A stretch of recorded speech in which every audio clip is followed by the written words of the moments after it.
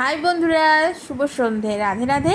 আজকে সন্ধ্যেবেলায় কোথায় যাচ্ছি আমি বুঝতে পেরেছি, তোমরা যে বুঝতে পেরে গেছো। হ্যাঁ, আজকে যাচ্ছি ব্যারাকপুর 1 নম্বর প্ল্যাটফর্মে।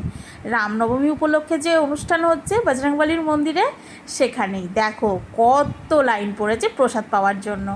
আর দেখো কী সুন্দর সাজিয়েছে না। চলো ভিড় ঠেলে ঠেলে ভেতরে যাওয়া যাক, তোমাদেরকেও তো দেখাতে হবে। তো অনেক কষ্টে ভিড় ঠেলে ঠুলে ঢুকে পড়েছি মন্দিরের সামনে। তারপরেও অনেক ভিড় ঠেলে ঠুলে ঠাকুরের দর্শন করলাম। সত্যি কথা বলতে মনটা জুড়িয়ে গেল। এখান থেকে একটু প্রদীপের তাপ নিয়ে সোনাইয়ের মাথায় দিলাম। তারপর ওখান থেকে কিছুক্ষণ দাঁড়িয়ে বেরিয়ে পড়লাম 1 নম্বর প্ল্যাটফর্মের বাইরে।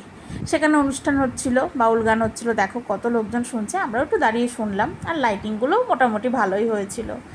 এরপর আর কি, চা তো খেতে হবে, নাহলে তো মাথা ধরা ছাড়ছে না। আর দেখো স্টেশনটাও কি সুন্দর সাজিয়েছে, ভালো লাগছে না বলো? আমার তো বেশ লাগছে। তারপরে চলে গেলাম এই চায়ের দোকানে। আচ্ছা, যাদের চা নেওয়া হয়ে যায় তারা কেন এরকম সামনে দাঁড়িয়ে থাকে বুঝি না। আমরা কি চা খাবো না? যাক, তাদেরকে ঠেলে ঠেলে সরিয়ে আমরা একটু চা খেলাম। তারপরে এই যে বাড়ির দিকে রওনা। আমার মা এখনও রাস্তা পার হতে পারে না, দেখো বাবার হাত ধরে রাস্তা পার হচ্ছে। তারপর ওখান থেকে বেরিয়ে কোন দিকে যাবো জানি না, পাগলের মতো ছুটলাম নীলগঞ্জের দিকে।